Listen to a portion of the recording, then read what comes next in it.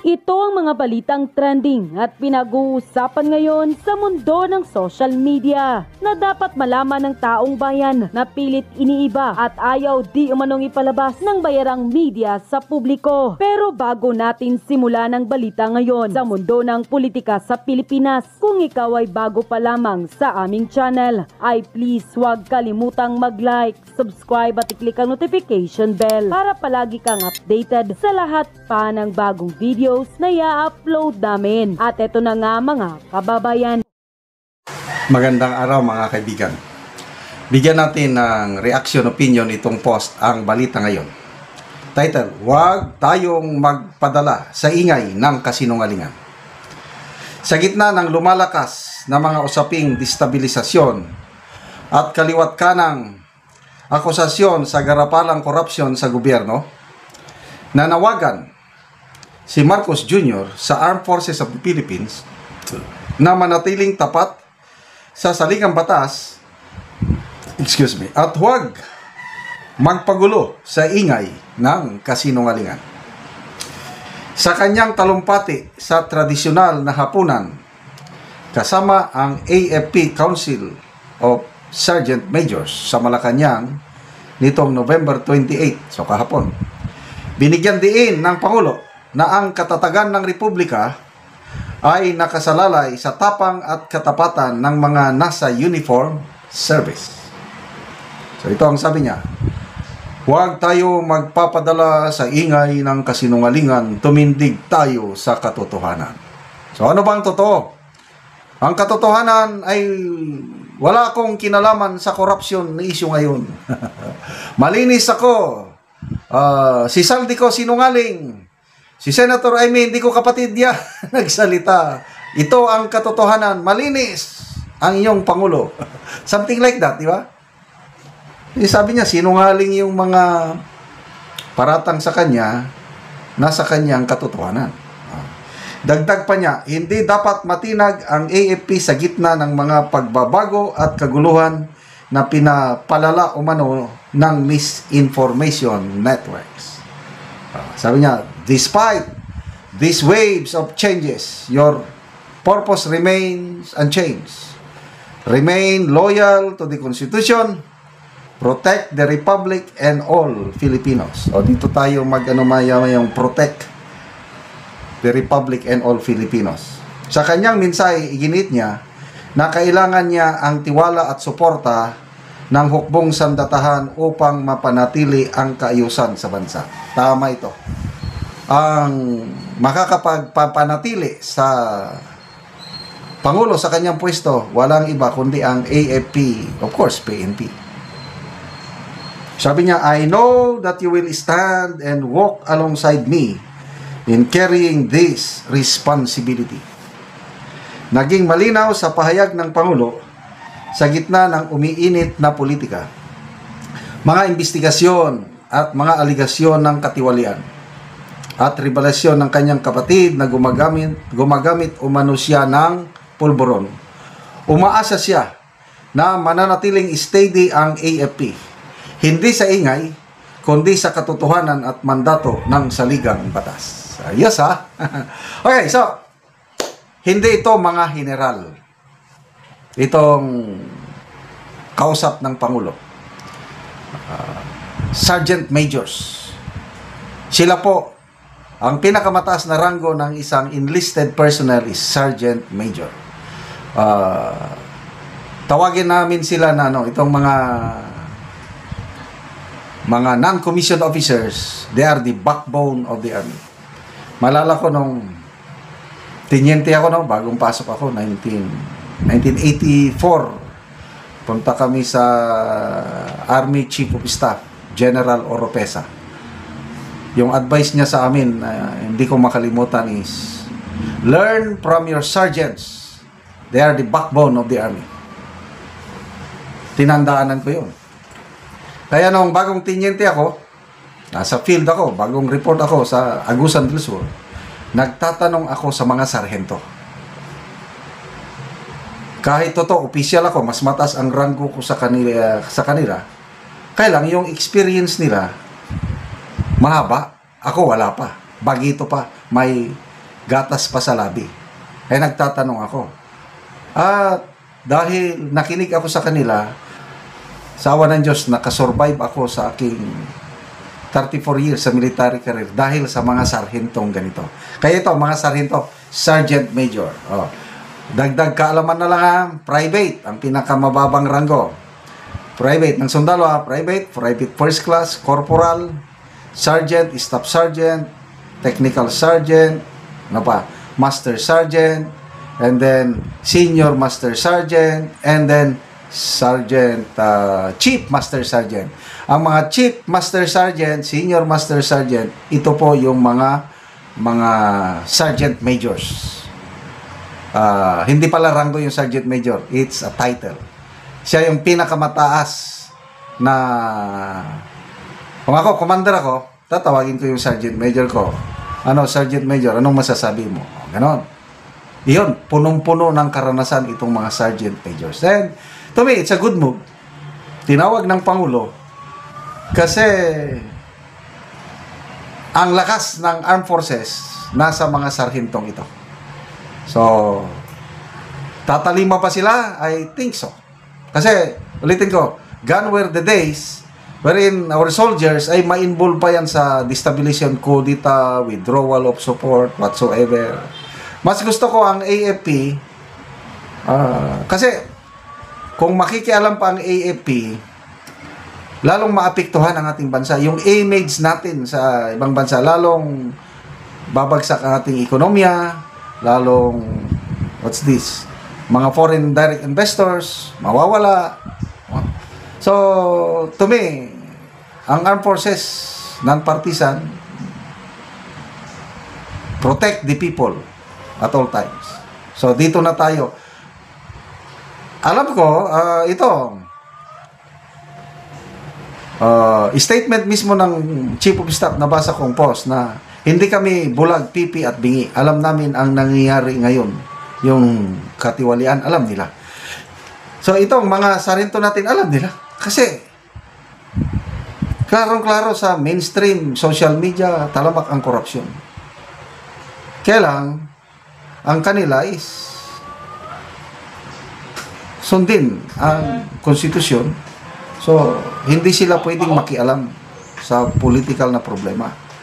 Not unless, ito lang ha, kung ang Pangulo mag-decide na mag-resign, yun na yun. Kaya lang kung ang Pangulo ayaw mag-resign, wala tayong magagawa. Tatapusin na talaga niya ang kanyang termino hanggang 2028. Mag-utong, kung sa Bisaya, mag-agwanta, mag-tiis na lang tayo. Total, nandyan na, naka-ready na si VP Sara to take over the presidency sa 2028. Pag-usapan natin ngayon, bigyan ng reaksyon itong dalawang post na nakita ko dito sa wall ko. Napaka-viral ngayon itong 500 pesos na Noche Buena na, ano ba ito, sinadya ba?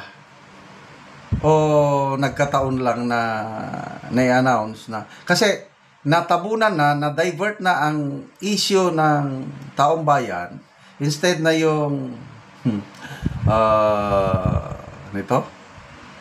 yung flood control anomaly, instead na yung mga pasabog ni Senator Amy Saldico laban sa administrasyon ng pag-usapan, ito ng 500 pesos per family Noche Buena ang pinag-usapan.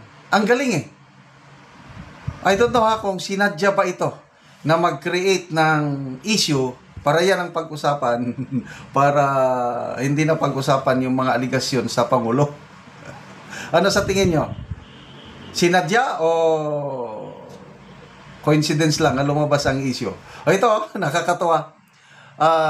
Resibo. Meron talagang merong kaya 500 pesos Noche Buena. Yan ang resibo, itemize. Kailangan lumang resibo. Post ito ng isang retired AFP general. The 500 pesos Noche Buena budget. Ayan, may resibo. O yan, tignan nyo. Itim na. Thank you for shopping at blank. Tinanggal niya yung tinabunan niya yung grocery. Merry Christmas 1993.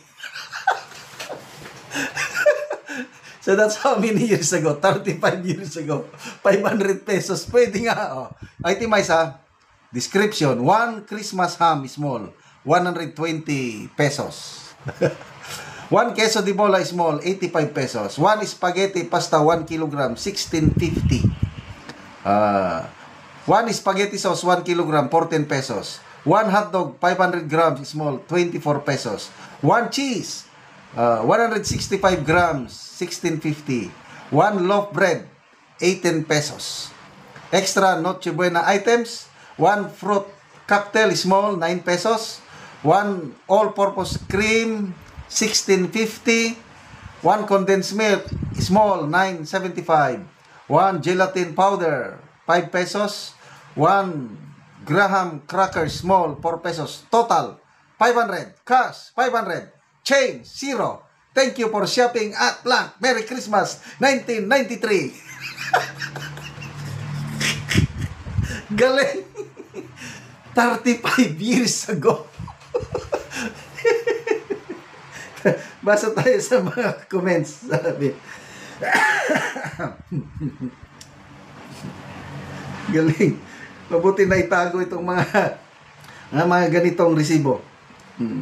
Okay. Ordinal unit, tag 55 the real of bread. Joselito Mante, 1993 yan, 1,000 pesos mo, puro ng supermarket. Christmas. Roberto Mamawag, retired colonel ito, 32 years ago pala. 32 years ago pa yan, sir. Tindi ng resibo na yan kung paano naitago ng ganyan katagal. Siguro, nangutkot itong retired general na ito. General Tindoy. Nangutkot siguro. Naghanap at yan na, pinakitang resibo para ipamukha sa administrasyong ito na wala sila sa realidad. Galing, sir. Naitago mo pa 1993 pa. Yung all-purpose cream, 19 pesos. Noon, as of now, more than 200 pesos na. It's showtime. Grabe, oy. Ano ba? May isa pa. Isa pang post na nabasa ko dito kanina. Ito. Eham Yanyesa Jr. Nag-communicate siya mismo sa DTI. Nag-text siya sa, siguro, cellphone number ng DTI. Pwede makausap si Miss Cristina Roque? And sure ba kayo na 500 pesos sa 4 na tao para sa Noche Buena? Sumagot ang DTI. Hello sir, good morning. This is based on our study and survey. And yes sir, we are certain that the amount of 500 pesos is sufficient for a family of 4. Yung sinasabi nila, in fairness sa kanila, no? Talagang sagad to the bones na survey, yung pinaka lowest class, lowest everything, yun ang pinag-aralan nila. At yes, kaya lang mga taga DTI naman, once a year lang ang Noche Buena. Bahala kung ako bahalang maghirap ako buong taon. Pagdating sa Noche Buena, pinaka-the best. Kung kailangan mangutang ako, mangutang. Ayoko yung mumurahin. Kasi itong study nila, yung pinakamura. Yung pasta, o yung spaghetti. Kung minsan, pag ayoko niyan. Kailang may mga pasta na, depende sa brand kasi. Wow, ganaan ko ito. Kasi paborito ko, yung spaghetti, hindi yan, matamis eh. Ang paborito ko is carbonara. Depende sa texture ng pasta. Kaya, kailangan naman yung higher quality, hindi yung Huwag nyo namang insultuhin ang bakit nagre-react ang halos lahat? Ito na nga si mga kongresista, Congressman Terry Ridon, pro-admin yan. Nag-react siya na, saang planeta mo maipagkasya ang 500 pesos Noche Buena? Yun ang tanong niya. Oh, mas matindi ti Congressman na Eli San Juan sa San Fernando. Nagalit na siya na hinahamon kita, Secretary Roque. Sabay tayo.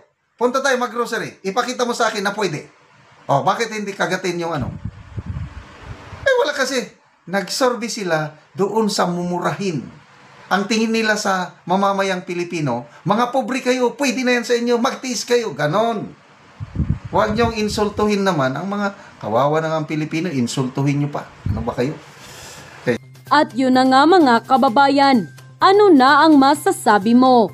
Kung mayroon kayong hinaing at komento patungkol sa balitang ito, please comment down below. Pag-uusapan natin yan sa comment section. At kung nagustuhan nyo ang video, ay huwag kalimutang mag-like at i-share na din para mas marami pang makaalam at umabot ito sa marami sa ating mga kababayan. Maraming salamat po!